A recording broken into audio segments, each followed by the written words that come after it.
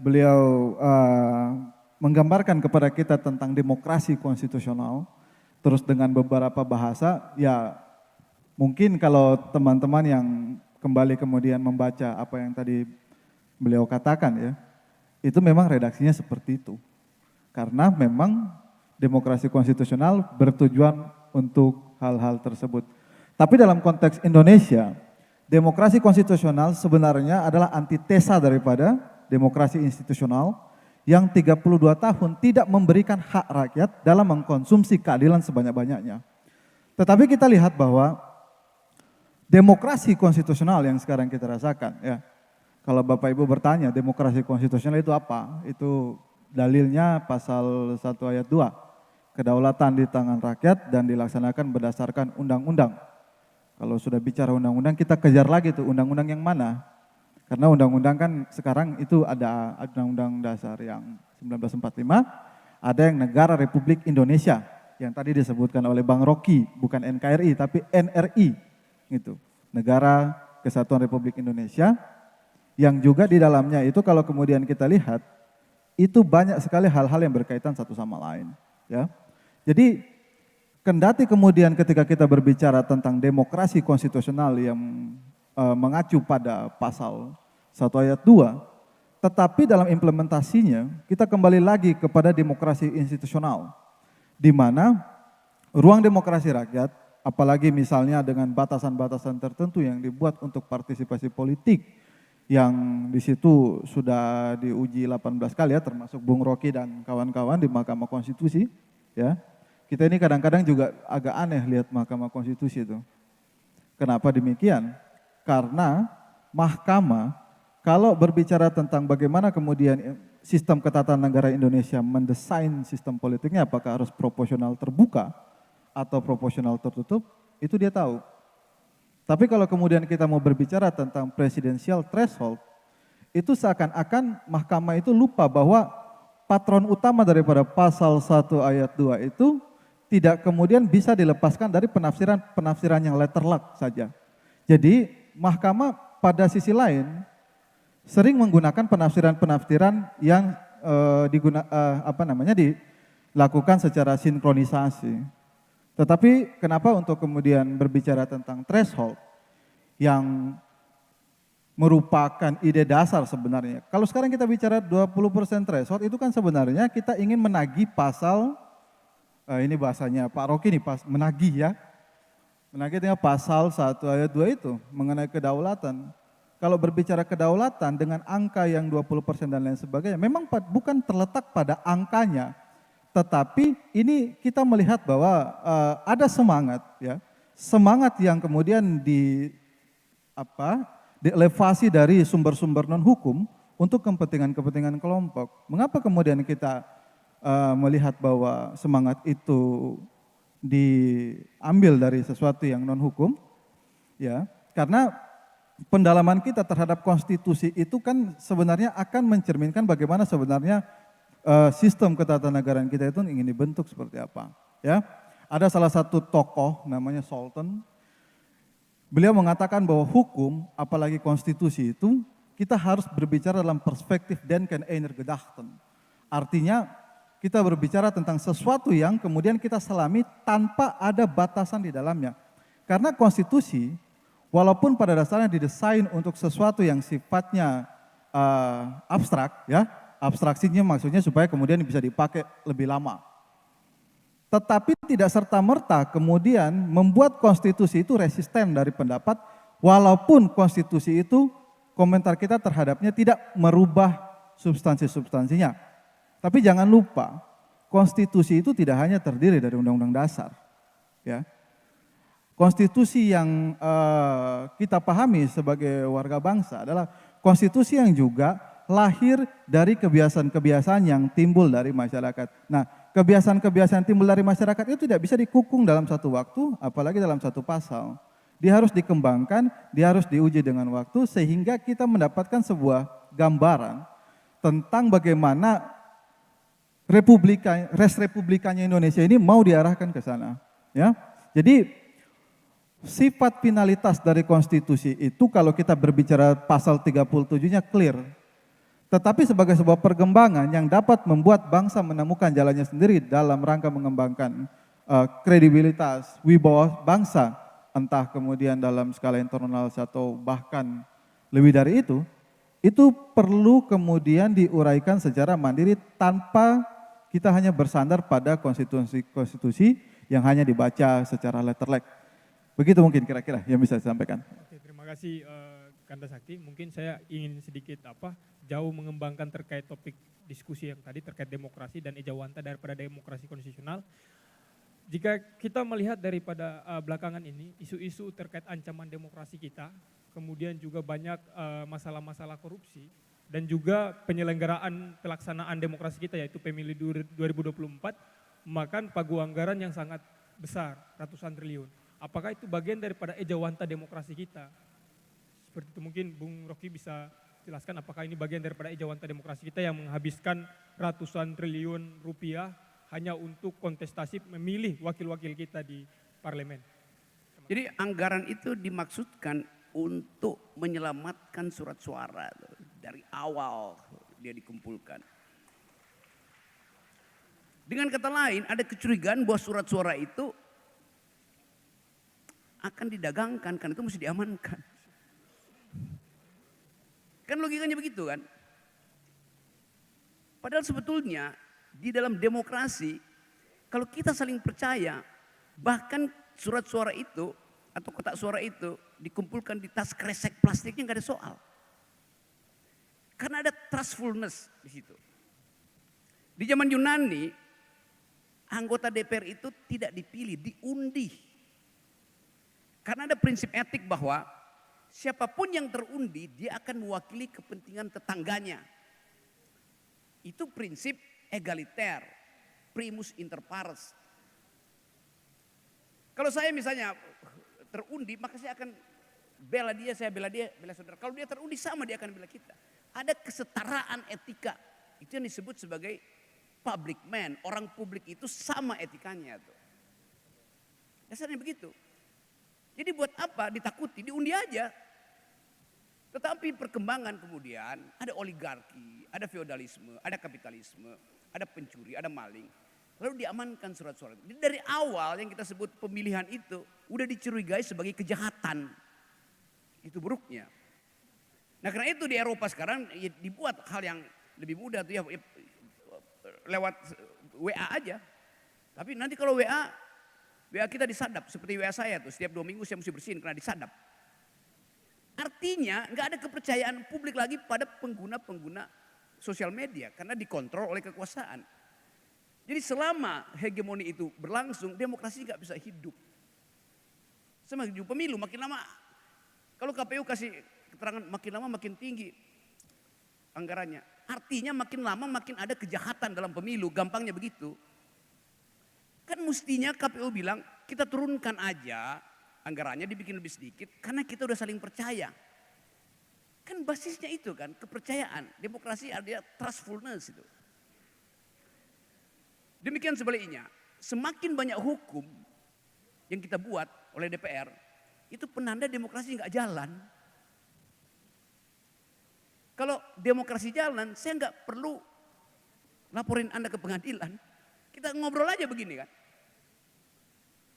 Pohon mangga Anda jatuh ke, daun keringnya jatuh ke rumah saya. Saya kesel. Saya laporin ke pengadilan. Karena mengotori privasi saya tuh. Kan ini negara hukum, laporin aja. Kenapa enggak kita bilang oke, saya ambil kotoran daun mangga Anda, tapi saya berhak juga untuk dapat 3-4 mangga ya. Lalu terjadi percakapan, oke ya gampang. Jadi percakapan itu membatalkan pidana mestinya tuh. Sama seperti yang terjadi dalam soal ijazah palsu Pak Jokowi yang diduga begitu. Kenapa nggak bercakap-cakap aja sih? Kenapa mesti masukin ke pengadilan? Sehingga saya mesti bolak-balik Jakarta Solo untuk jadi saksi ahli di situ. Hanya untuk menerangkan hal yang konyol. Apa susahnya? Pak Jokowi datang dari belakang, nih asli. Malu semua orang yang nuduh dia nggak asli kan. Tapi semakin ditunda, semakin orang curiga. Betul-betul kalau begitu memang palsu dong. Gak ada percakapan sehingga mesti masuk pengadilan itu. Jadi semakin banyak hukum, demokrasi gagal untuk mengucapkan saling kepercayaan. Tetapi DPR juga punya logika yang ajaib. Kalau Anda tidak setuju dengan undang-undang yang kami buat, pergi ke Mahkamah Konstitusi, lakukan judicial review. Itu juga dungu namanya. Karena kalau DPR buat undang-undang, dia justru mesti upayakan supaya undang-undang itu tidak dibawa ke Mahkamah Konstitusi oleh LSM, oleh buruh. Tidak di judicial review. Jadi pertanda bahwa undang-undang itu buruk, pasti di judicial review. Kan sama dengan kalau saya habis, ini Pak, saya baru keluarin merek mineral, Nestle. Terus ada orang yang protes, itu mereknya kurang bersih. Maka saya bilang silakan bawa ke lembaga konsumen. Jadi dari awal saya ragu apa yang saya produksi. Demikian juga DPR, dia ragu apa yang dia produksi sehingga dia minta diuji di Mahkamah Konstitusi. Kan kacau. Mestinya dia bangga apa yang dia produksi sehingga dia bilang nggak mungkin ini diuji di Mahkamah Konstitusi. Sekarang Mahkamah Konstitusi kebanjiran judicial review. Di negara demokratis di Eropa maupun di Amerika, itu Mahkamah Konstitusi itu paling 2 kasus setiap tahun memeriksa judicial review dan itu pun hal yang fundamental. Di kita ini setiap minggu ada judicial review. Artinya barang kotor masuk ke situ. Siapa yang bikin kotor? Produk DPR. Jadi kekacauan itu. Kemampuan kita untuk menilai diri sendiri, kita asuransikan pada Mahkamah Konstitusi. Padahal Mahkamah Konstitusi juga enggak itu jadi Mahkamah konstipasi. Karena nggak bisa mencerna kedaulatan rakyat. Padahal Mahkamah Konstitusi selain hak judicial review, dia juga punya hak yang disebut judicial activism. Yang ada pada semua peradilan tuh. Aktif untuk mempertanyakan peluang terjadinya penyelundupan hukum. Peluang terjadinya manipulasi pasal. Itu namanya judicial activism. Kalau Mahkamah Konstitusi, sebut aja setiap 3 bulan kasih public address. Kami mendeteksi ada permainan kekuasaan yang menyogok pasal-pasal yang sedang dibahas di Komisi 3 tuh. Maka mereka akan lihat, oh Mahkamah Konstitusi melakukan judicial activism. Maka Komisi 3 nggak akan memeras polisi supaya undang-undang itu jalan. Atau sebaliknya, polisi akan memeras Komisi 3 untuk meloloskan undang-undang tertentu. Jadi ini karena gagal di dalam diskursus demokrasi, maka tuker tambah pasal terjadi. Bahkan titik koma bisa ada harganya tuh. Kan kacau cara berpikir kita.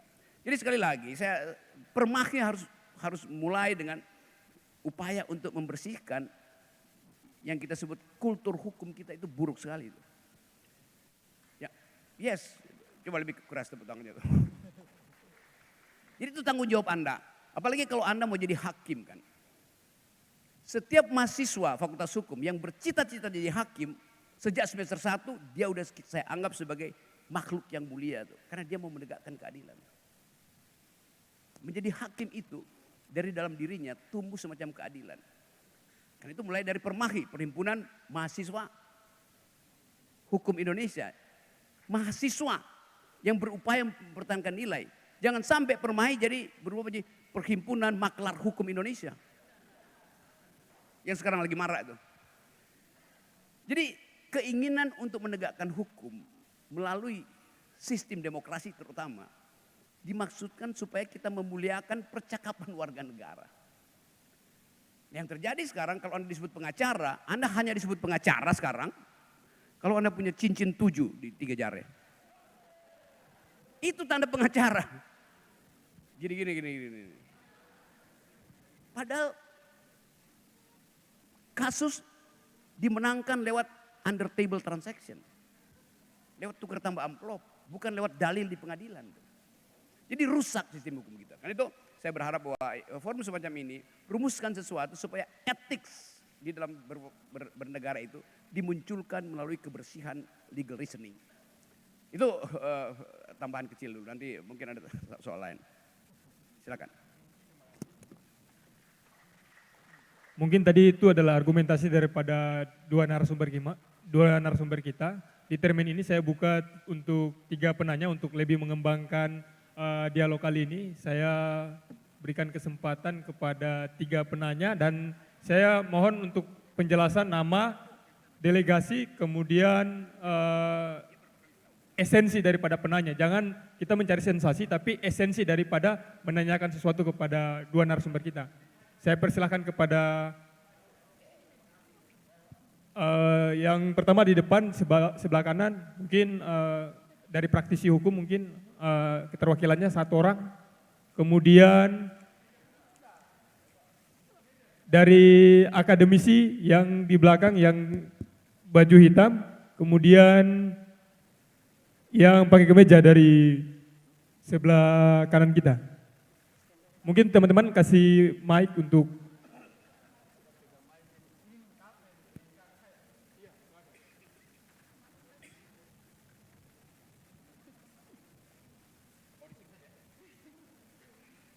Tes 1.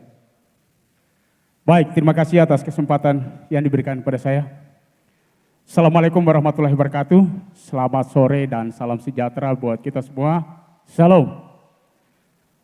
Yang saya menyapa pada Kakanda ya, Abangda, yaitu Abang Rocky Gerung. Saya berterima kasih Bapak hadir di Tanah Boy pada hari ini.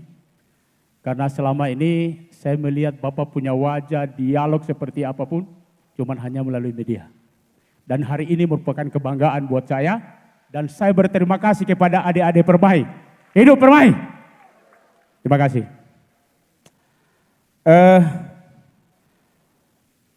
Apa yang disampaikan pada hari ini, tema hari ini sangat menarik.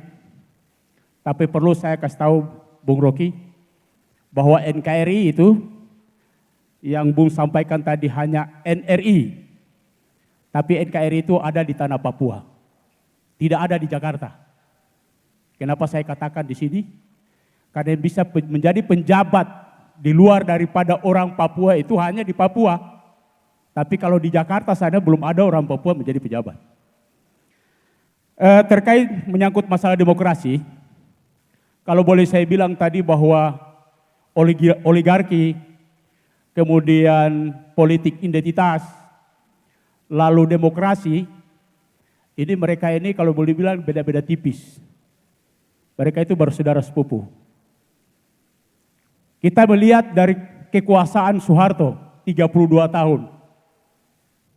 Pemilihan ini ketika memilih seorang presiden, demokrasinya hanya ada pada legislatif. Tapi ketika pemilihan presiden itu di dalam parlemen pemilihannya. Waktu itu sistem demokrasi itu tidak jalan, dipincang. Kemudian kita berbicara oligarki di sana, maka di sana itu permainan oligarki sangat tinggi. Bicara menyangkut masalah identitas, di situ juga lebih jelas. Karena kita berbicara tentang menyangkut masalah salah satu pertapa negara bangsa ini, 15 tahun beliau bertapa, bahwa negara ini akan mencapai puncak kejayaan, yaitu akan berdasarkan nama-nama terakhir yaitu Notonegoro. Berarti di era itu hanya orang-orang tertentu yang memimpin bangsa ini. Olehnya itu, pertanyaan saya yang pertama adalah, menurut Bung Rocky, tolong kasih kami pembahasan bahwa mulai dari era Soeharto sampai hari ini era Jokowi, bahkan digadang-gadang ada 3 periode. Apakah ini redemokrasi berjalan sesuai dengan relnya atau belum? Kemudian bagaimana menghilangkan politik oligarki itu? Bagaimana menghilangkan politik identitas tadi itu? Itu 3 hal yang dimaksud. Kemudian yang terakhir, mohon sebelum Bapak tinggalkan kami, berikan kami oleh-oleh kepada terutama para generasi ini.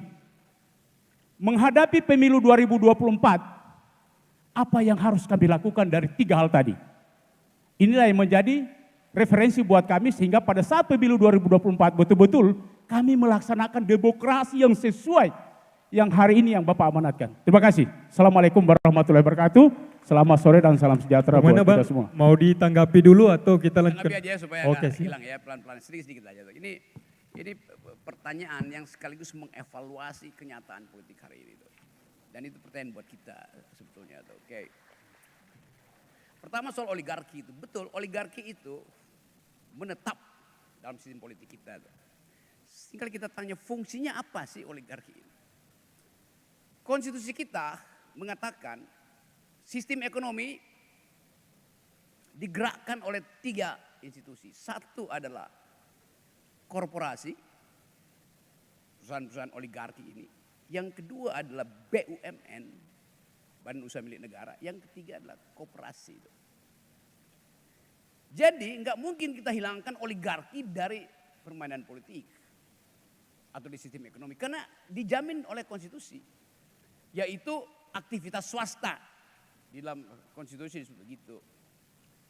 Tetapi watak dari perusahaan swasta adalah akumulasi. Menimbun keuntungan. Yang gak usah diomelin, memang itu wataknya. Masa perusahaan swasta menimbun keuntungan? Yang nggak boleh menimbun keuntungan adalah BUMN. BUMN nggak boleh berbisnis dengan rakyat. Itu perintah konstitusi. Yang ketiga, hargai kooperasi sebagai hal yang paling dasar dari peradaban kita yang dibangun berabad-abad lalu, yang dirumuskan dengan bagus oleh Muhammad Haddad. Jadi apa yang terjadi sekarang, akumulasi yang dilakukan oleh oligarki tidak dipajaki secara progresif oleh pemerintah. Tugas pemerintah adalah mendistribusikan hasil oligarki. Logikanya begitu melalui sistem perpajakan. Yang ada sekarang, oligarki dipajaki dan pajaknya itu berubah menjadi Rubicon. Maka kita protes. Saya lagi kampanye, saya nggak mau bayar pajak.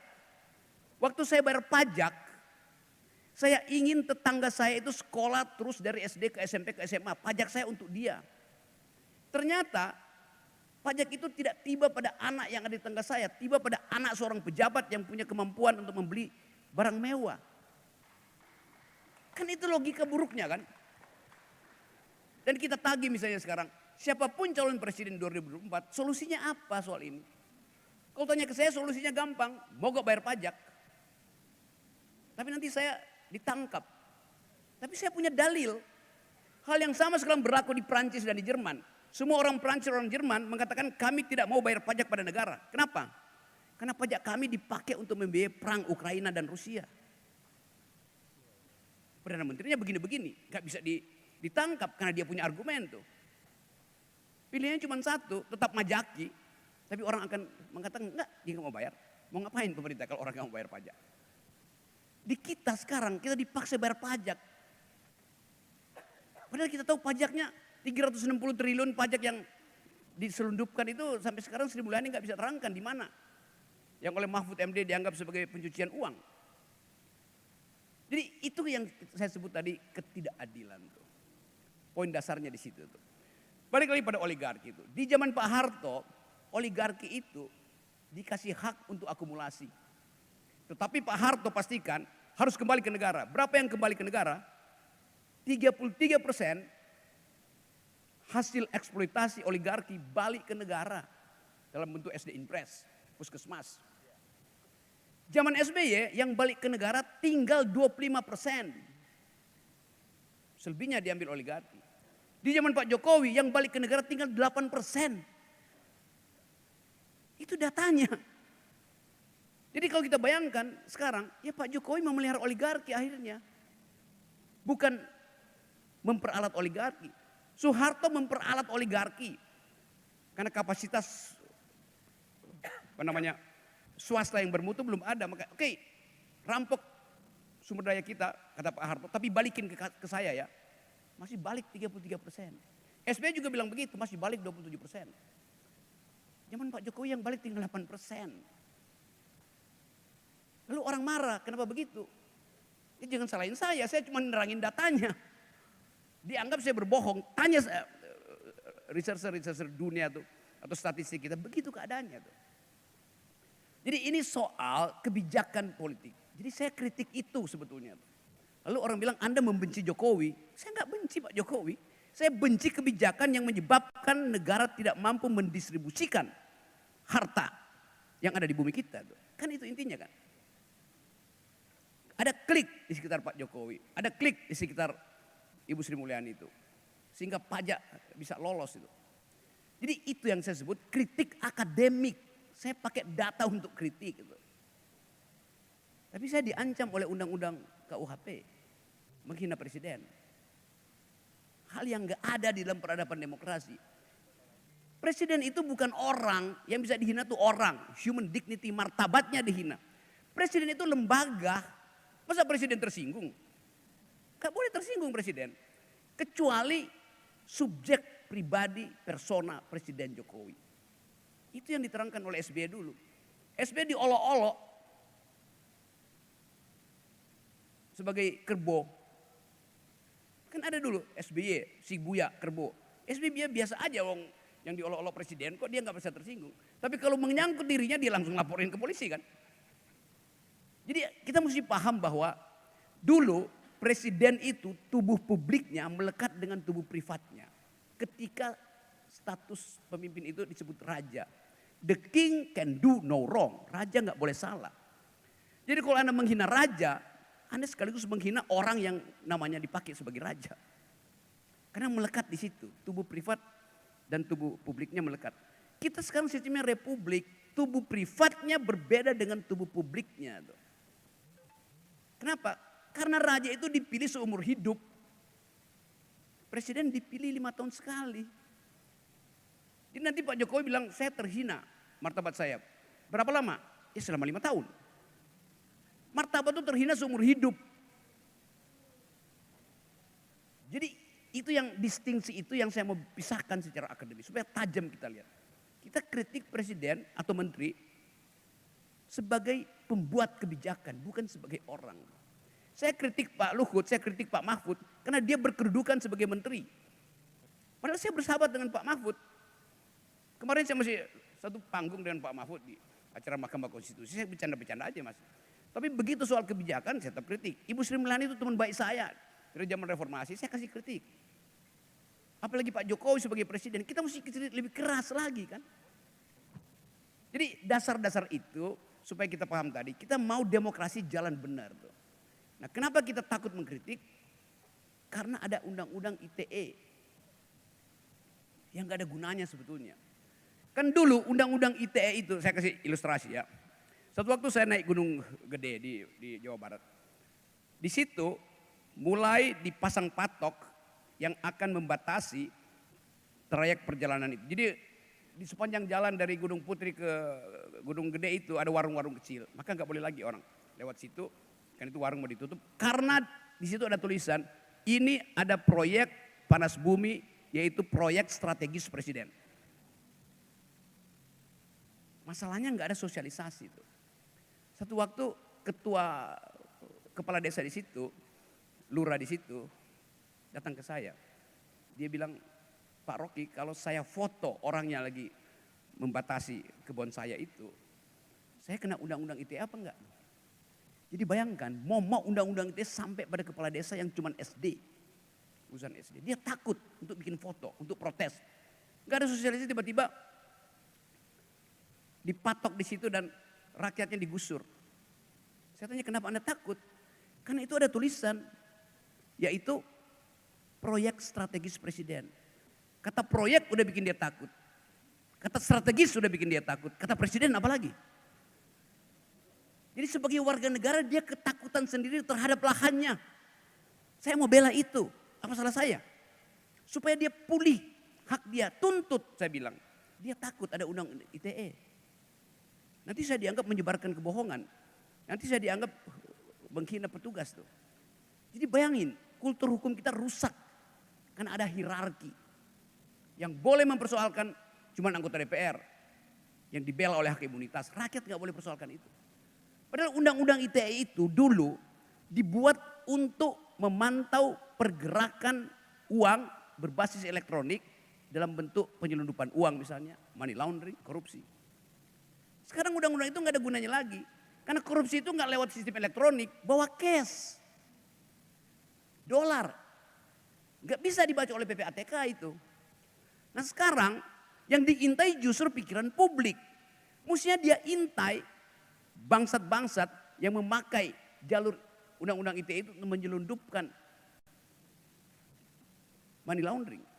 Sekarang dia intai pikiran saya, termasuk pikiran kepala desa itu. Itu kan menghina hak demokrasi kita untuk protes. Jadi begitu, saya mau terangkan itu, ada banyak data tentang bagaimana negara ini dirusak. Sistem hukumnya dirusak.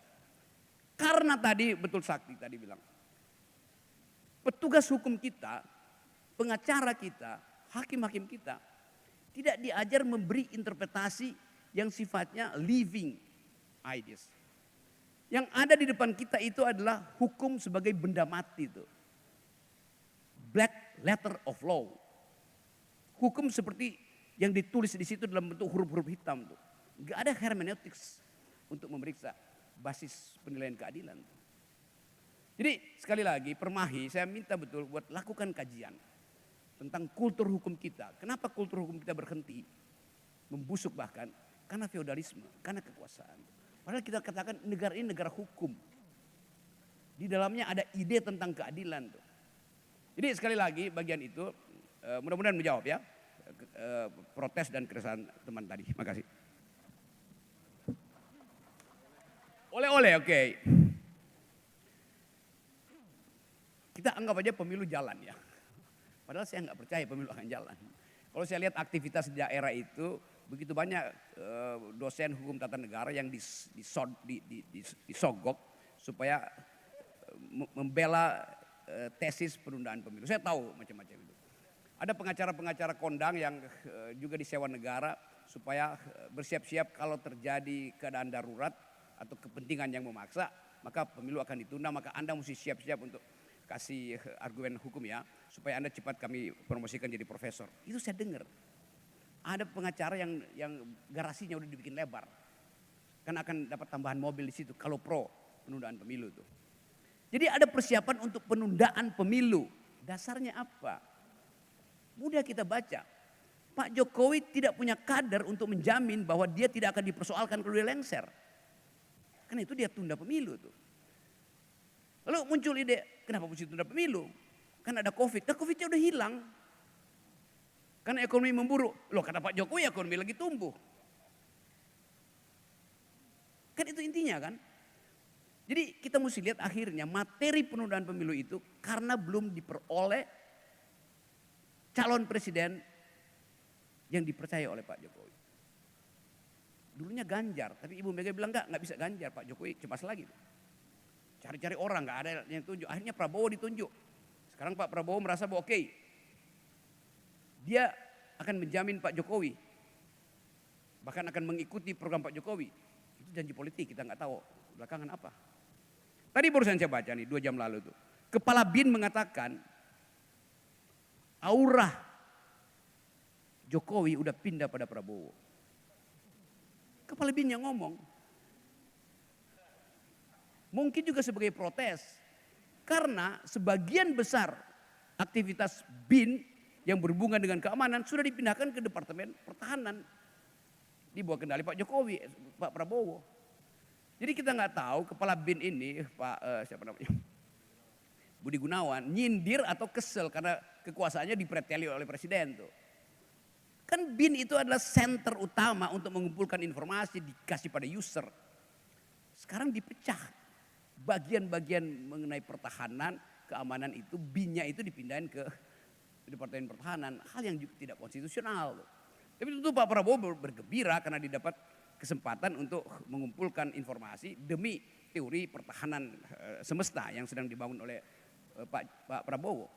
Jadi begitu banyak hal yang berseliweran di media massa, tapi kalau kita punya kemampuan untuk mengolah itu dengan logika yang kuat, kita bisa tahu arahnya apa sebetulnya.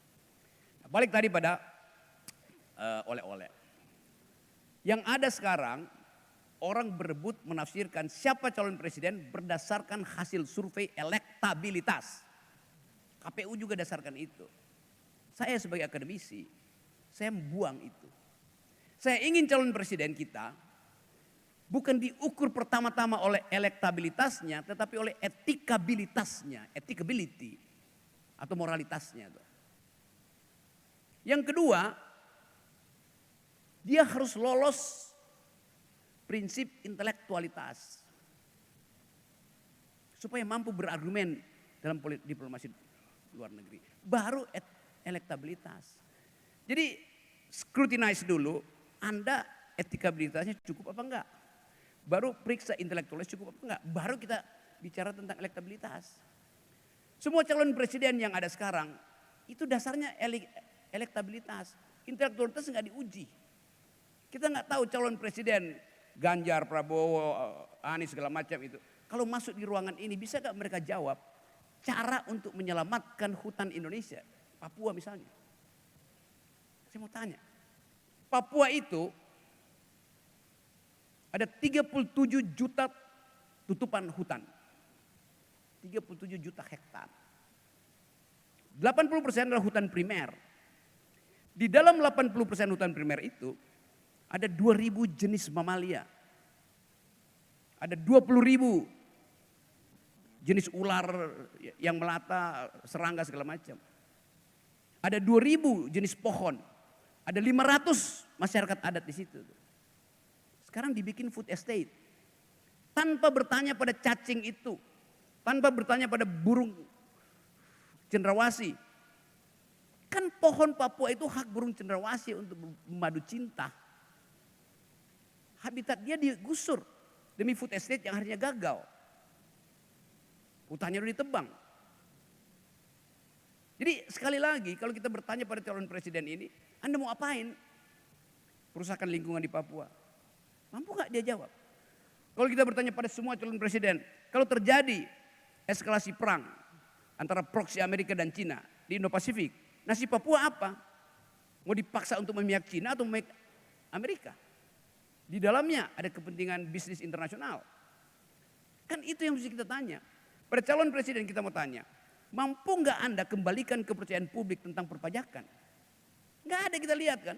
Kita undang mereka semua di sini, kasih panel di sini, saya lawan satu-satu. Supaya fair. Jadi itu intinya. Kenapa saya terus bicara? Ya karena kita melihat ada hal yang nggak benar. Dan makin lama makin banyak orang merasa, oh iya ada poin yang saya ucapkan. Kalau nggak ada poin saya nggak akan diundang di forum ini. Jadi saya sebenarnya mau jadi devil's advocate, advocatus diaboli. Yaitu setan yang menguji malaikat. Karena semua klaim dirinya malaikat. Dasarnya itu sebetulnya tuh. Jadi saya kasih oleh-oleh bahwa calon presiden nanti harus diuji pertama moralitasnya, etikabilitasnya kalau bahasa gampangnya. Yang kedua intelektualitasnya, baru elektabilitasnya. Kalau KPU cuma mau lihat elektabilitas itu kan, itu bedanya tuh. Tapi bagi kita kalangan akademisi kita mau periksa, ini orang pernah berbohong nggak, pernah menyembunyikan harta nggak, pernah merusak lingkungan nggak? Oke. Kalau itu beres, oke. Ini orang punya cukup IQ enggak? Ijazahnya enggak bersoal, palsu apa enggak palsu kita enggak persoalin. Tapi kemampuan dia berpikir ada apa enggak tuh? Baru kita lihat elektabilitas. Elektabilitas itu hanya ada di dalam lembaga-lembaga survei yang bisa dimainkan juga. Margin of errornya saya bisa kasih pada seseorang, yang sana saya kurangi itu. Intelektualitas enggak mungkin diuji di panggung dangdut. Yang tempat orang kampanye satu arah kan. Di kampus itu dimulai. Jadi jangan halangi kampus untuk bicara politik. Itu dasarnya. Nah, sekarang Pak Jokowi bilang jangan bawa politisi ke kampus. Loh nggak bisa. Justru kebersihan moral hanya bisa diuji di lingkungan akademis. Ketajaman pikiran juga hanya bisa diuji di kalangan akademis. Jadi kenapa kampus disingkirkan dari politik? Itu namanya kedunguan istana.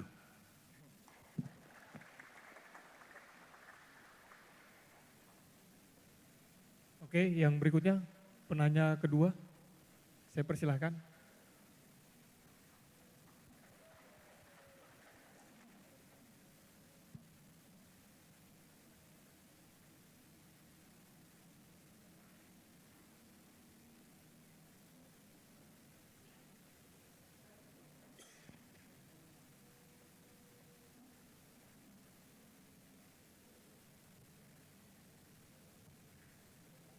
Tes baik. Terima kasih moderator yang saya hormati, para narasumber yang saya hormati. Sebelum masuk pada inti pertanyaan saya coba mendeskripsikan sedikit tentang pertanyaan saya. Dari tema yang tadi, tema dialog terkait dengan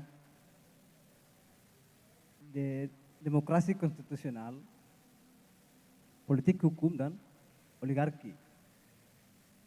Saya melihat bahwa di antara tiga hal ini sebenarnya sudah menjadi satu meja di negara Indonesia ini. Sudah sama-sama.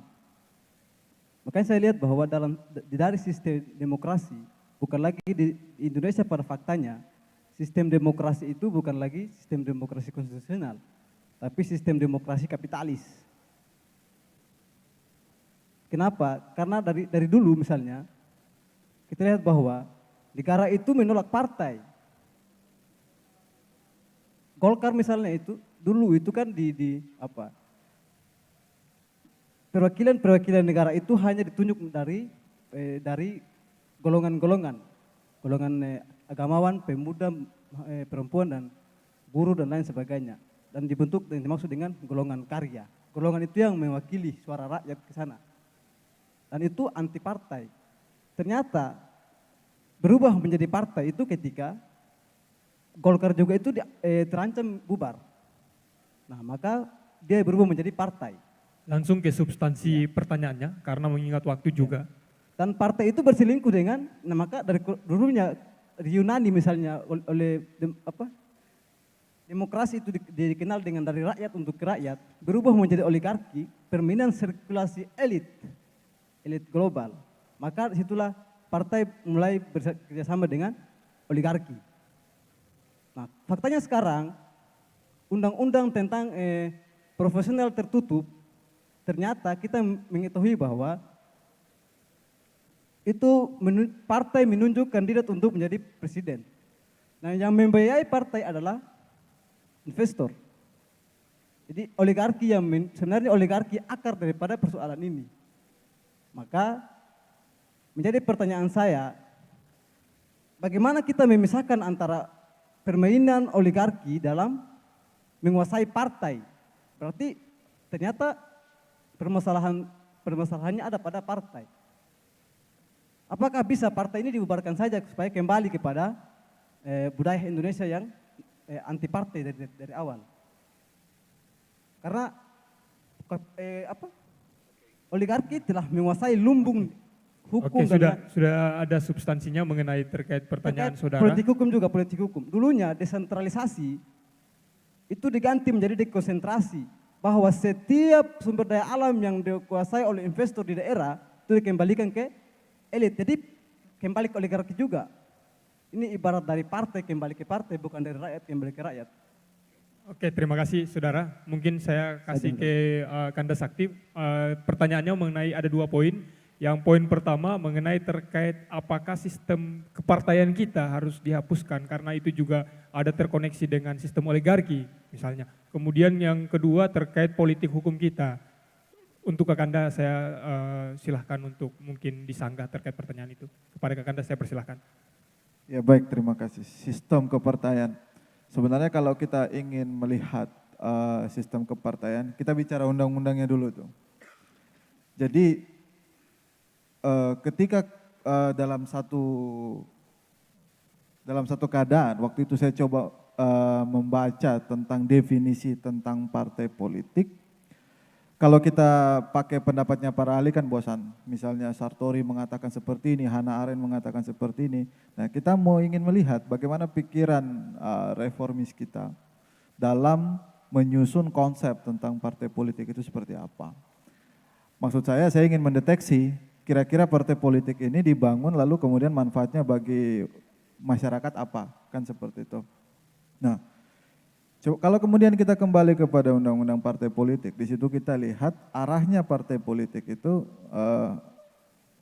meletakkan, ya kalau saya tidak salah ingat, bagaimana fungsi partai politik untuk berguna bagi masyarakat itu di urutan yang ketiga. Pertama bagi partai, yang kedua bagi negara, baru kemudian bagi masyarakat. Walaupun kemudian itu masih bisa diperdebatkan, setidaknya urutan-urutannya itu seperti itu. Sehingga di sini kemudian semakin menguatkan kita bahwa memang partai politik itu tidak bisa kita katakan benar-benar bebas dari oligarki, bahkan menjadi salah satu katakanlah boneka dalam tanda kutip dari oligarki. Ini kan sebenarnya yang ingin kita sampaikan bahwa pembentukan partai politik itu tidak bertujuan untuk itu. Semangat partai politik dalam konteks ketatanegaraan tidak pernah dibentuk untuk hanya mengakomodir kepentingan-kepentingan pemodal. Walaupun memang dalam konteks yang seperti ini hal tersebut tidak terelakkan. Misalnya seperti tadi kata Bang Rocky yang memang kita tidak bisa langsung memisahkan oligarki itu. Tetapi ada hal-hal yang dapat kita lakukan untuk mengecilkan hal tersebut. Ya. Kalau kemudian kita berbicara tentang oligon-oligon itu, ya, oligarki itu, memang biasanya mereka terdiri dari orang-orang yang memiliki strategi bisnis untuk mengakuisisi sesuatu yang dirasa dapat mengancam dirinya. Mohon maaf, agar sesuatu yang kemudian dirasa mengancam itu dapat dihilangkan dengan sedemikian rupa. Profesor Jeffrey Winter dalam perbincangan tahun 2020 kemarin itu mengatakan bahwa kita melihat bahwa oligarki itu kan harus pertama dibedakan juga dengan orang yang punya uang banyak, ya. Maka kemudian ada ide untuk melawan hal tersebut. Bagaimana tuh kalau kemudian pemodal kita jadikan sebagai lawannya oligarki? Tetapi menurut Prof. Jeffrey itu bukanlah solusi yang tepat. Bahkan kalau memang mau demikian, tawarannya Profesor Jeffrey adalah bagaimana supaya pintu-pintu partisipasi politik itu dibuka sedemikian luas-luasnya. Misalnya dengan menambah jumlah kursi. Kalau kemudian kita melihat bagaimana oligarki itu bermain, itu ada beberapa sistem yang secara sederhana bisa kita amati. Misalnya seperti supply and demand. Ya. Kursi partai DPR, kursi di DPR itu cuma dari dulu 500 saja. Perpu nomor 1 tahun 2022, ya, yang kemarin dikatakan oleh Mbak Titi bahwa itu sudah tidak dibahas DPR, ya. Insya Allah mungkin minggu depan saya akan panel dengan Mbak Titi untuk membahas soal Perpu tersebut. Apakah kemudian itu masih relevan atau tidak? Nah, kita lihat penambahan dalam Perpu itu hanya sekitar 8 kursi konsekuensi daripada adanya 5 pembentukan DOB di tanah Papua. Nah, ada sedikit ide radikal yang dikeluarkan oleh Prof. Jeffrey soal bagaimana menghentikan supply and demand. Karena logika umum daripada sesuatu terlihat mahal kalau jumlahnya sedikit. Nah, lalu kemudian ditawarkan, bagaimana kalau kemudian kita menambah jumlah kursi yang ada di DPR agar supaya kontestasi itu menjadi fair. Banyak orang kemudian masuk ke sana, ya, dengan cara membebaskan partisipasi sebanyak-banyaknya. Tapi kalau kita mau bikin begitu, hambatan kita ada di pasal 200 sekian di Undang-Undang 7 mengenai threshold itu tadi. Padahal sebenarnya yang dikuatkan itu, Undang-Undang Dasar tidak pernah meletakkan threshold 20% pada presidensial. Kalau kemudian mau diatur sebaiknya di parliamentary. Tapi ini kenapa dibalik logikanya? Karena memang hal yang tersebut itu tidak pernah sekalipun terpikir dalam the framer. Ada perbedaan antara the framer dengan the fathers, ya. The framers tidak pernah membentuk itu, ya. Maka kemudian kita bertanya-tanya, logika tersebut itu diperoleh dari mana? Kalau oligarki, oligarki siapa? Ya, artinya bahwa saya pribadi punya pandangan, kalaupun kita harus berdamai menerima fakta bahwa sistem pemilu kita, kepemiluan kita, bagaimana kehidupan kita nanti kemudian dalam rangka merayakan pesta rakyat itu harus berdampingan dengan oligarki, ya, yang memang sulit, ya, karena tapi kayaknya sekarang ini mohon maaf, bukan sulit lagi, agak sedikit mulai kita lihat. Kalau dulu kan oligarki itu dia bersembunyi di belakang layar, sekarang sudah mulai muncul itu, ya. Dia sudah mulai menampakkan dirinya, lalu kemudian mencoba membangun narasi-narasi baru yang kemudian berusaha untuk mempengaruhi publik bahwa dosa-dosa masa lalu itu bisa diatasi dengan kebijakan-kebijakan yang oligarkis itu sendiri. Nah, paling tidak sebenarnya banyak, ya, kita buka Google saja banyak sekali itu cara untuk menghentikan oligarki dari yang paling biasa sampai yang paling radikal. Tetapi kembali kepada semangat kita sendiri, ya. Kadang-kadang kita juga duduk mencaci oligarki tapi di sana kita main sama-sama itu yang repot. Ya, terima kasih. Oke, terima kasih sanggahannya, Kanda. Kemudian untuk penanya ketiga, saya persilahkan waktunya untuk memberikan pertanyaan.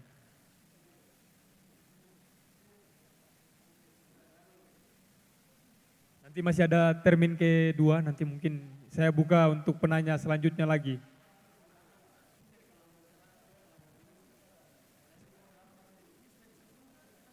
Santai Bu.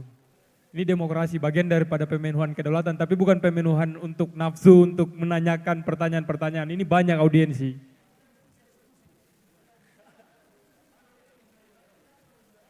Silakan saudara.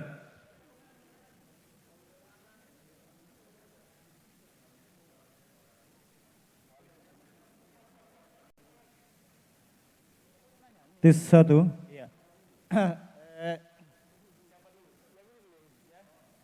Boleh. Baik, Assalamualaikum warahmatullahi wabarakatuh. Baik Bung, saya langsung ingin bertanya. Saya pernah nonton di YouTube bahwa seorang ibu sudah memberikan keadilan dalam rahimnya. Bagaimana? Mengapa negara kita tidak mengambil konsep itu, membagi keadilan untuk daerah-daerah yang ketinggalan sumber dayanya, untuk meningkatkan pemikiran-pemikiran yang lebih maju lagi, Pak. Mungkin itu saja dari saya. Assalamualaikum warahmatullahi wabarakatuh. Oke, terima kasih. Mungkin mau ditampung dulu atau? Oke, untuk 3 penanya lagi saya buka. Iya. Oke, yang pakai topi 1, kemudian dari praktisi hukum 1, kemudian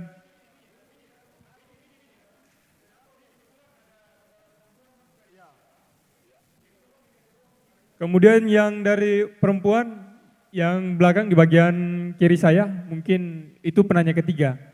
Jadi untuk teman-teman yang itu nanti mungkin ada kesempatan yang saya berikan juga.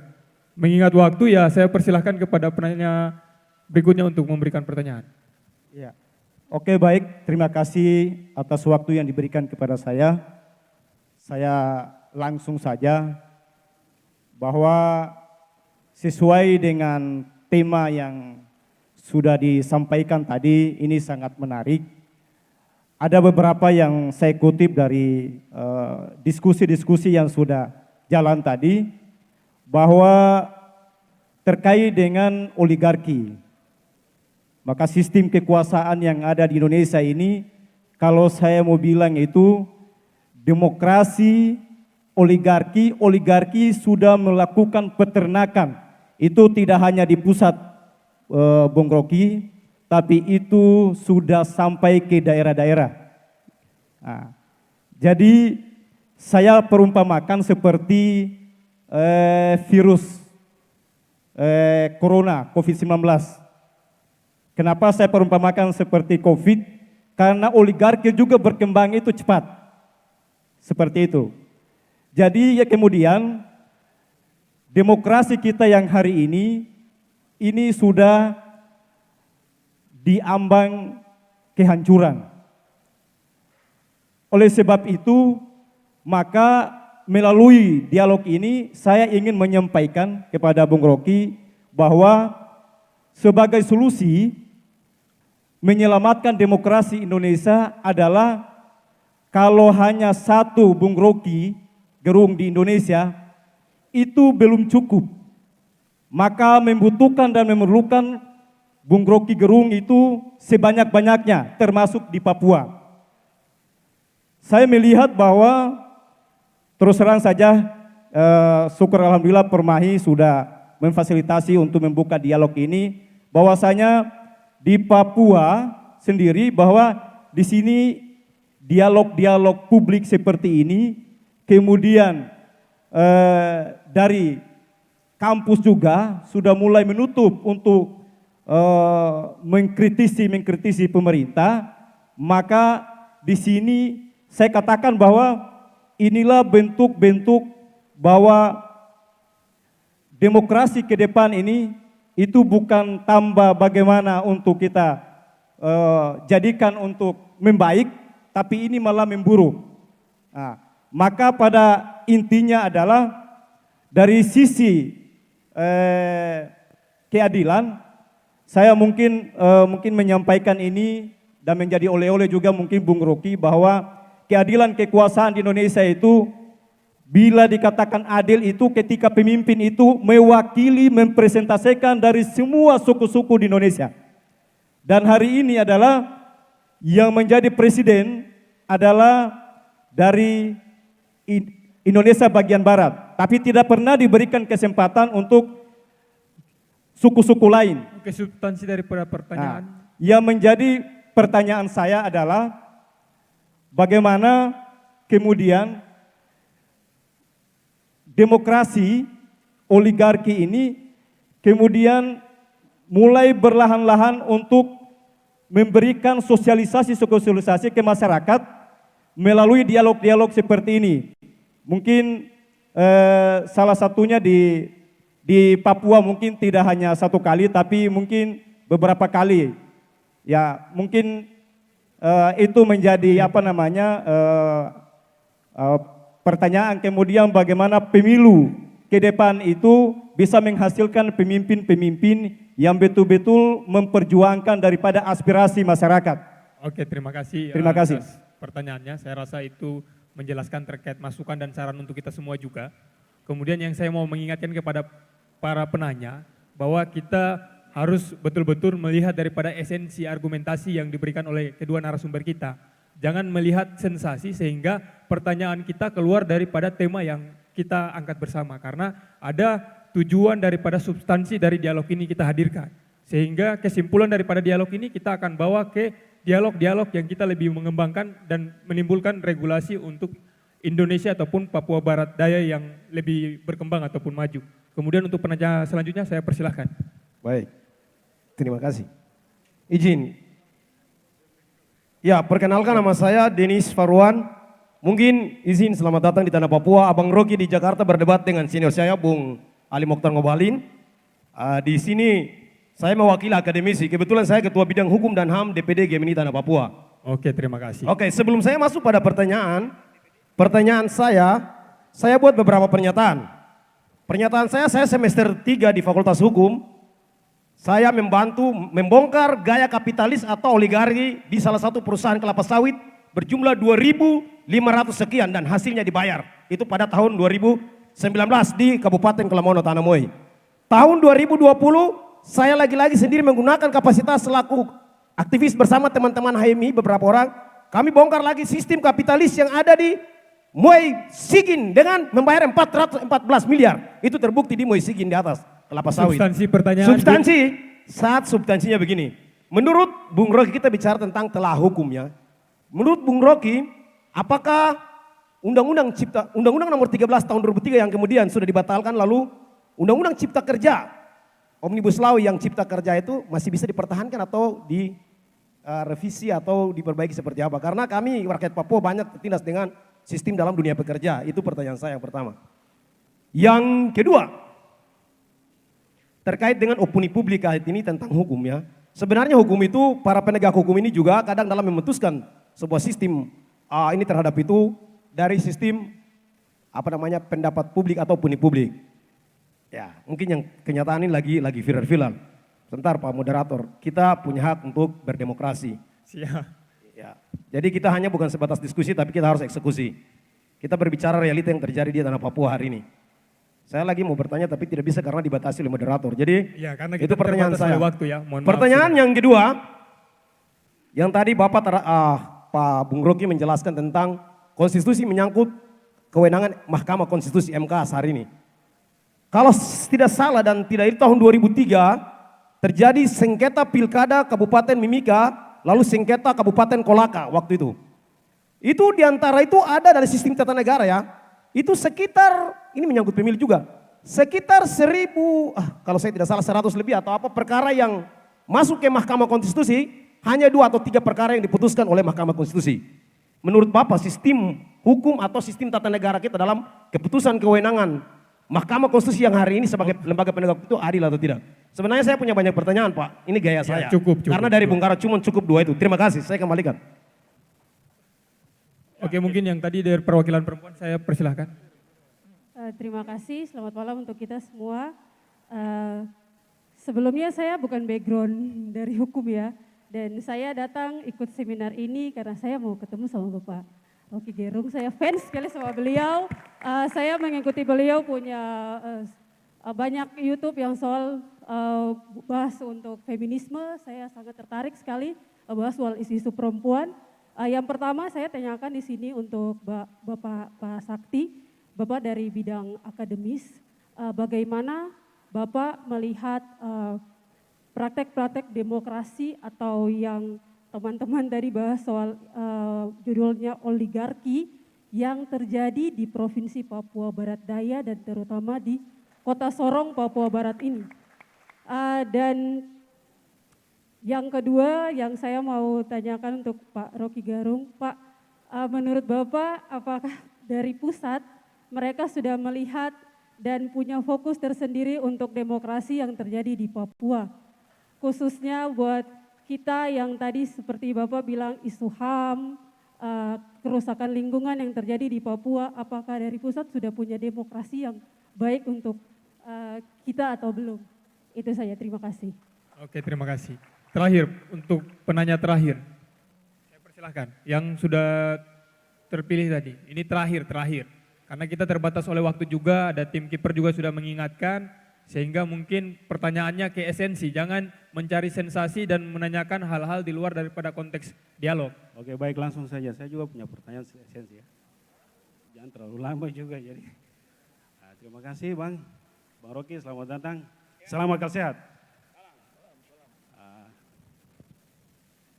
Beberapa waktu lalu kita telah melihat dalam masa berbagai kekisruhan politik yang menimbulkan perpecahan, disintegrasi.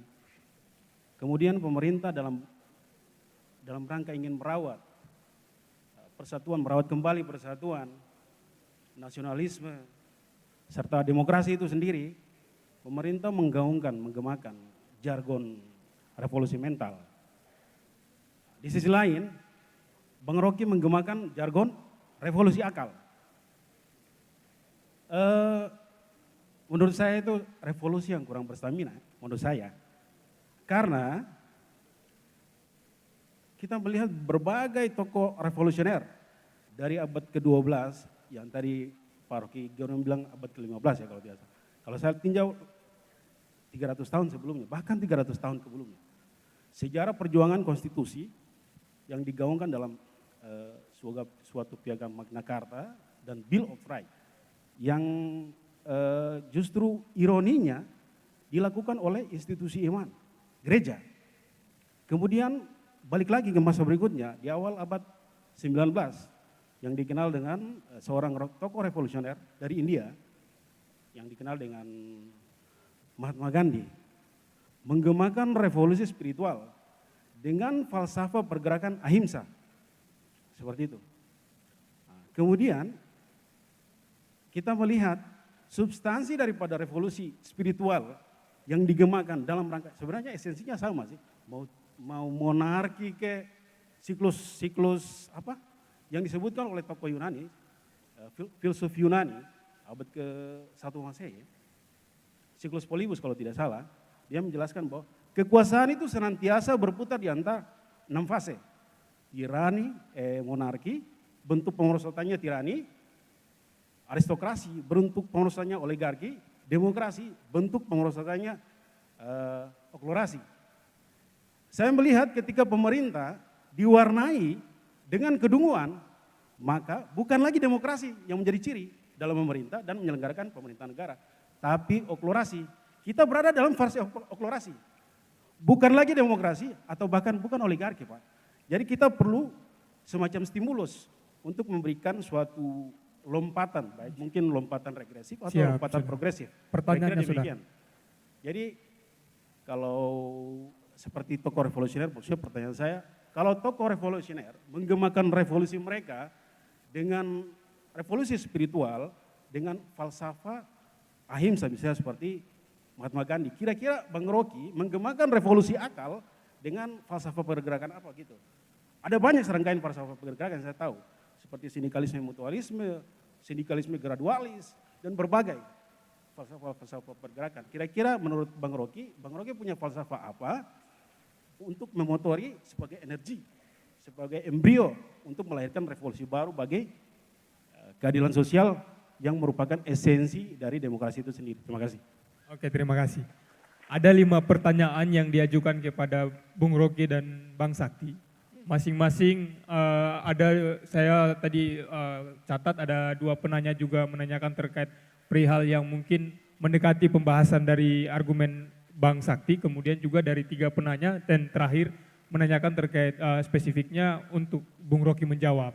Kemudian dari penanya terakhir saya rasa untuk mungkin bisa disanggah oleh Bung Rocky mengenai terkait revolusi akal yang Bung Rocky galang untuk bagaimana partisipasi publik dan demokrasi kita terwujud. Bagaimana Bung Rocky? Saya persilahkan untuk menyanggah terkait pertanyaan-pertanyaan. Oke, terima kasih. Ya, mulai dari belakang itu ya soal ada modeling tentang revolution. Tetapi kita masuk sekarang di dalam satu era, satu plethora yang menyebabkan kita justru harus mengabaikan fase-fase yang kita sebut sebagai staging in revolution, tahapan di dalam revolusi. Kalau kita pergi misalnya pada ide Marxisme, lalu selalu kita gagal untuk memproyeksi apakah bangsa Indonesia mampu untuk mengikuti jalan pikiran Marxisme yang disebut social revolution itu. Buruh tadi dieksploitasi oleh sistem kapitalis kota. Di Jakarta misalnya pusat-pusat buruh itu ada di Tangerang, Bekasi itu. Harusnya secara teoretik dia udah matang untuk melakukan social movement. Buruh ini. Karena dia udah dieksploitasi itu. Dieksploitasi lagi oleh Omnibus Law. Kan prinsip sekaligus jawab Omnibus Law tadi. Kan yang diterangkan pemerintah akhirnya pemerintah ngaku bahwa Omnibus Law itu dibuat untuk memberi kepastian bagi investor asing. Jadi bukan untuk melindungi buruh, untuk memberi kepastian. Tapi tetap investor nggak masuk. Jadi buat apa itu dipakai? Saya kasih keterangannya. Bulan Januari lalu ada seminar di Davos. Davos itu kota bersalju di Swiss yang setiap tahun bertemu di situ pemimpin kapitalis terbaik di dunia atau terbesar di dunia, mulai dari Elon Musk, macam-macam itu, bertemu dengan G7 Plus, pemimpin-pemimpin dunia maju, G7 itu dunia maju, tanpa beberapa undangan. Mereka biasanya mengevaluasi sistem perekonomian dan sistem kapitalisme, lalu merumuskan bagaimana cara menyelamatkan kapitalisme itu. Sekarang, baru pertama kali di awal tahun mereka menemukan bahwa kapitalisme is dying. Karena akumulasi terus menerus akibatnya lingkungan rusak. Jadi batas eksploitasi itu sudah melampaui yang disebut dulu sebagai Lockean Proviso. Yang diucapkan oleh John Locke bahwa Anda boleh eksploitasi tapi Anda harus meninggalkan sejumlah materi untuk dieksploitasi dengan cara yang sama oleh orang yang akan datang. Itu nggak terjadi tuh. Karena ada problem yang kita sebut lingkungan. Justru bagian ini yang nggak ada di Omnibus Law. Omnibus Law itu memungkinkan misalnya IKN itu dikuasai 190 tahun. Bebas pajak, dikasih proteksi itu. Jadi apa yang menyebabkan proposal investor asing nggak masuk ke Indonesia? Yang bahkan Pak Jokowi udah jadi semacam SPG atau SPB, Sales Promotion Boy. Nawarin kemana-mana tuh nggak ada yang masuk. Bayangkan misalnya tuh. Karena problem tadi, satu ketidakpastian hukum. Elon Musk akhirnya berbohong pada Jokowi, dia bikin pabriknya di Malaysia. Yang cuma setengah jam naik pesawat dari Medan tuh. Kenapa dia nggak ke Indonesia tuh? Ditampar kita di situ. Karena dianggap Malaysia memberi kepastian hukum. Di Indonesia nggak ada kepastian hukum.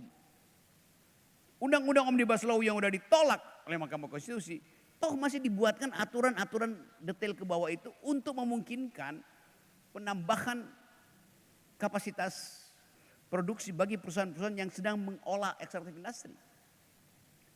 Di Aceh setiap minggu ada izin baru tuh yang bertentangan dengan lingkungan. Omnibus Law itu tidak menjadikan AMDAL sebagai persyaratan utama untuk eksploitasi ekstraktif industri. AMDAL yang adalah hak masyarakat adat dipindahkan sebagai hak negara. Negara akan bilang, oke silakan AMDAL. Sama dengan IKN kan akhirnya. Tanpa AMDAL, Presiden Jokowi putuskan kita pindah IKN. Terus Presiden Jokowi bilang, oke kita akan pindah, maka silahkan universitas lakukan AMDAL. Lo udah diputuskan, apa yang bikin AMDAL lagi udah diputuskan secara politik.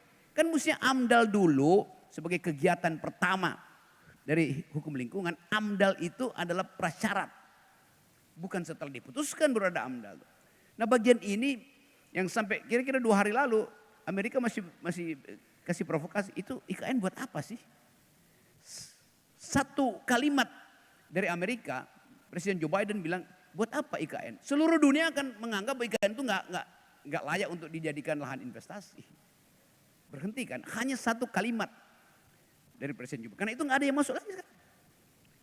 Apa yang terjadi? Bisa kalau kita utang lebih banyak lagi tuh dengan jaminan BUMN kita. Bisa nggak? Bisa, separuh dari BUMN kita dijual, bisa kok bikin IKN. Tapi menjual BUMN artinya menjual negara. Kita nggak boleh ambil konsekuensi itu. Jadi dasarnya tadi adalah kalau kita balik pada undang-undang Omnibus tadi, itu undang-undang yang hanya dimaksudkan untuk menjamin daya hidup oligarki. Itu yang kemudian buruh tentang. Saya ikut pidato kemarin di dalam penentangan itu. Itu poin pertama. Sekarang soal buruh tadi. Buruh hanya menuntut perbaikan upah, bukan perbaikan sistem ekonomi. Buat sementara itu. Yang dalam teori revolusi dia hanya menuntut bagian yang disebut unionism, bukan laborism. Itu upah. Padahal yang kita mesti bongkar adalah sistem eksploitasi sumber daya oleh kapitalis.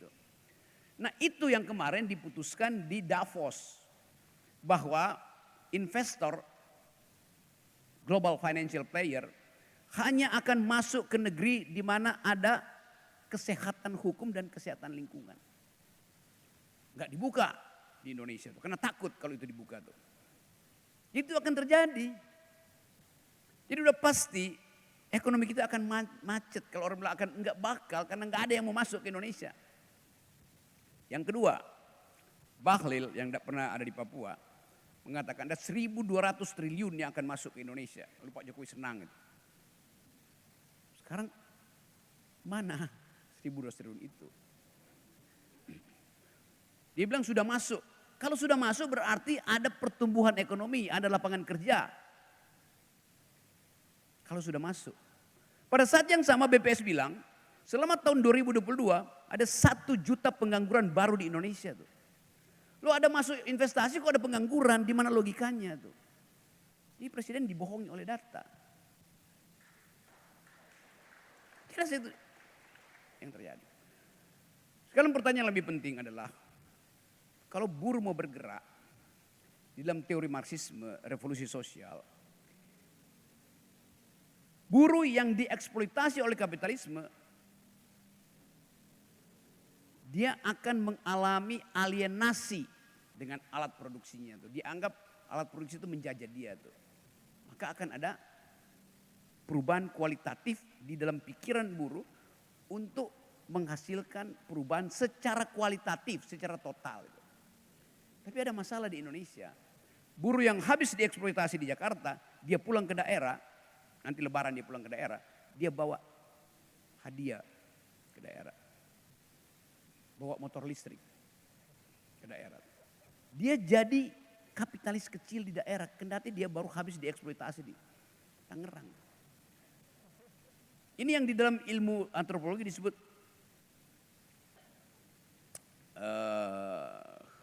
apa namanya? Pergerakan sirkuler. Jadi mestinya dia dieksploitasi, dia marah, dia berontak di Jakarta. Tetapi kemarahan itu dia tunda sehingga dia jadi feodal jadi kapitalis di desa, dipuji-puji di desa. Dia lupa untuk berjuang. Culture matters. Hal yang nggak pernah dideteksi oleh Karl Marx waktu itu. Bahwa ada tradisi mudik lebaran yang membatalkan ide revolusi. Di daerah dia dapat semacam, oke, udah bertahanlah, nanti itu ada pahala di surga tuh. Jadi itu problem kita secara teoritis tadi, saya terangkan itu. Yang terakhir,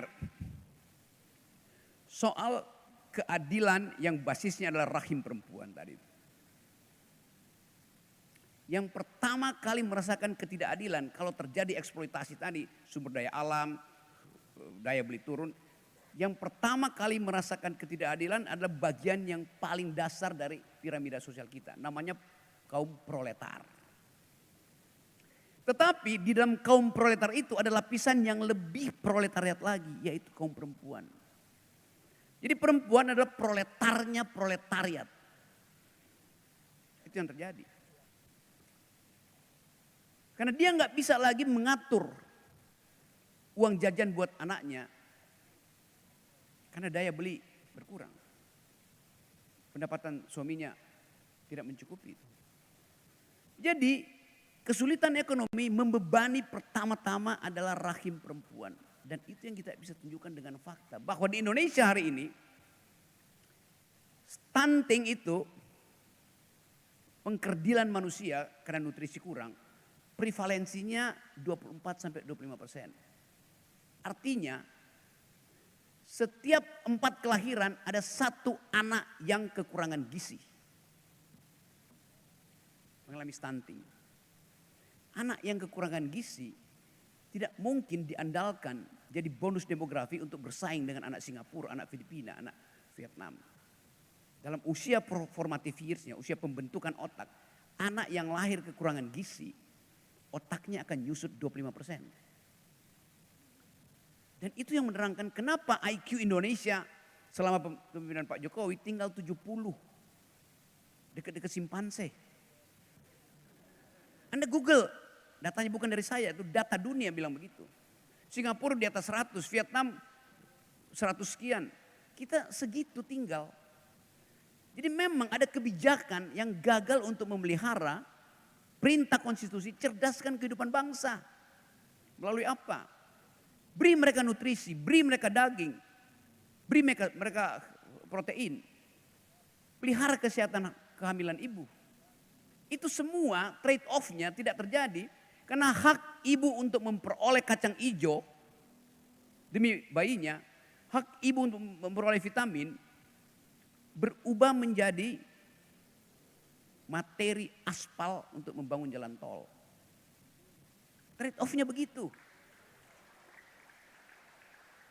Kandungan ibu, rahim dia, kekurangan nutrisi, akibatnya kekurangan jalan pikiran anaknya. Kita kelebihan jalan tol, tapi kekurangan jalan pikiran. Itu soalnya kita memilih mana sebetulnya arah bangsa ini. Rahim perempuan itu pertama-tama adalah tempat mendistribusikan keadilan. Kalau seorang perempuan hamil, dia langsung membagi nutrisinya antara dia dan bayinya. Dia membagi kecemasannya antara dia dan bayinya tuh. Bayinya tahu kecemasan ibunya. Jadi jangan ajari perempuan tentang teori keadilan. Mereka paham karena secara otentik alam memberi mereka kemampuan untuk mendistribusikan keadilan.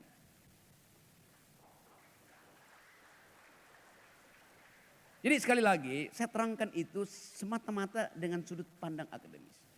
Bayangkan tadi, anak itu lahir dengan otak yang menyusut berarti dia nggak bisa jadi andalan 2024 Indonesia emas. Udah pasti kalah dengan tetangga kita. Yang kedua, ini menurut Sri Mulyani, setiap anak yang lahir hari ini sudah dibebani utang 30-40 juta. Karena utang negara kita sekarang mendekati 8 triliun, digabung dengan swasta 15 triliun. Itu beban untuk generasi berikut. Jadi bayangkan Pak Jokowi ngomong terus tentang bonus demografi. Bahwa akan ada lapisan anak muda kita di tahun 2045 yang akan memimpin Indonesia maju. Anak-anak yang kekurangan otak, kekurangan IQ hari ini dan harus membayar utang negara 40 juta per bayi itu, bagaimana mungkin mau kompetisi di 2045? Ilusi itu yang saya mau terangkan, nggak mungkin itu terjadi. Jadi sekali lagi, kritik akademis ini yang mesti kita pahami. Yang ketiga, yang terakhir. Minggu lalu, satu bank di Amerika, namanya Silicon Valley Bank, yang membiayai startup itu, kegiatan ekonomi yang berbasis digital, bangkrut. Modal dia itu, kapitalisasinya itu 2-3 kali dari bank paling besar di Indonesia, Mandiri misalnya dan BNI digabung. Toh dia kolaps, bank paling tangguh di Amerika kolaps. Akibatnya dia dibekukan oleh pemerintah federal. Dibekukannya bank ini menyebabkan bank-bank lain yang terafiliasi dengan dia di Eropa juga